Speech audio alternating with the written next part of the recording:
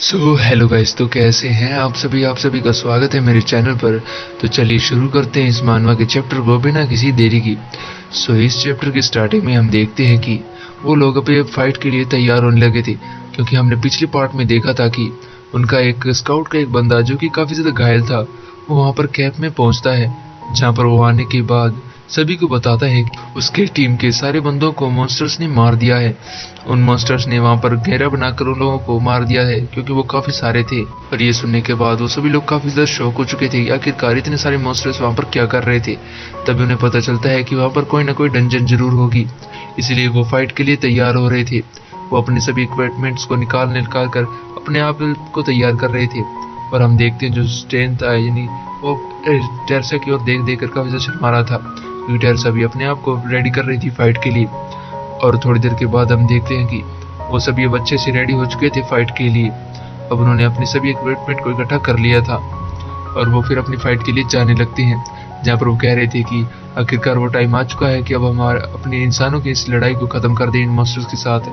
और अब बैटलफील्ड की ओर वो जाने लगते हैं, जहाँ पर वो पहुंचते ही उन मॉन्स्टर्स के साथ फाइट करना चालू कर देते हैं। ये फाइट काफी ज्यादा खतरनाक थी, क्योंकि यहाँ पर काफी सारे मॉन्स्टर थे जो कि उनसे काफी ज्यादा स्ट्रॉन्ग थे, लेकिन इंसानों की जो तादाद थी वो काफी ज्यादा कम थी। और उसके बाद हम देखते हैं कि जो टेरेसा थी उसने भी अपनी पावर्स का यूज करना चालू कर दिया था।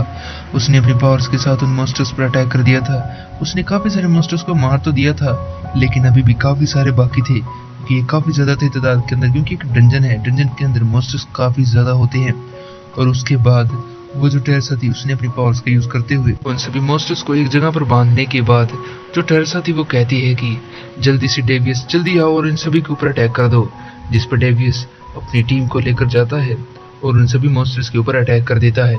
उसने उन सभी मॉन्स्टर्स को वहां पर मार दिया था, और लेकिन अभी भी काफी सारे बाकी थे, इसलिए वो सभी बंदे अपनी अपनी पावर्स का यूज करते हुए उन सभी के ऊपर अटैक कर देते हैं, जहाँ पर उन्होंने काफी सारे मॉन्स्टर्स को मार दिया था, लेकिन अभी भी काफी सारे बाकी थे। इसीलिए वो भी अभी प्लान बनाने लगते हैं कि आखिरकार अब इन्हें कैसे हरा सकते हैं। फिर उसके बाद और जब वो डेवियस था वो स्टेन से कहता है कि जल्दी से अपनी गन को चार्ज करो और उनके ऊपर अटैक करो, क्या तुम्हारे पास अब कोई ज्यादा स्ट्रॉन्ग अटैक नहीं है। जिस पर जो स्टेन था वो कहता है कि तुम जल्दी से मेरे सामने से हट जाओ और मेरे लिए थोड़ा सा टाइम बाय करो, ताकि मैं उनके ऊपर अटैक कर सकूं। हम देखते हैं कि वो सभी लोग कहते हैं कि जल्दी से तुम स्टेन के लिए टाइम बाय करना शुरू करो, क्योंकि वो काफी ज्यादा खतरनाक अटैक करने वाला है। इसी के साथ जो स्टेन था वो अपनी गन को चार्ज करने लगता है और जो सभी लोगों को हटने के लिए कहता है।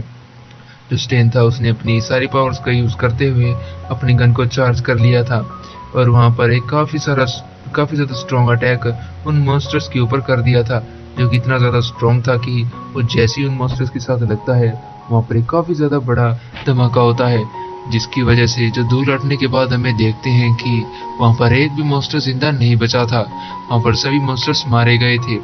फिर वो इस चीज का जश्न मनाने लगते हैं।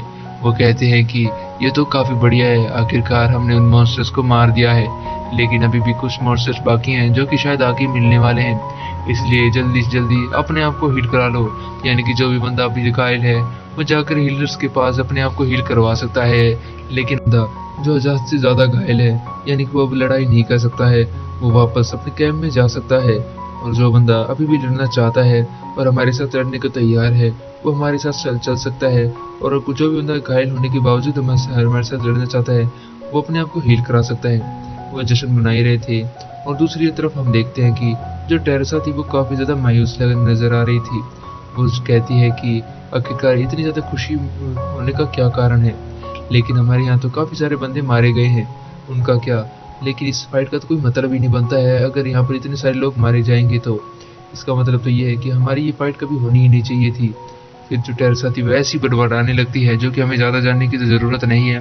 जो मेन बात मैं आपको बता देता हूँ कि वो इस चीज से मायूस है कि आखिरकार इन फाइट्स के अंदर इतने ज्यादा लोग क्यों मारे जा रहे हैं और हम ये फाइट लड़ी क्यों रहे हैं। अगर ये मॉन्स्टर्स होते रहे तो हम इंसान मिलकर रह सकते थे, लेकिन फिर भी इंसानों ने एक साथ में लड़ाई चालू कर दी है।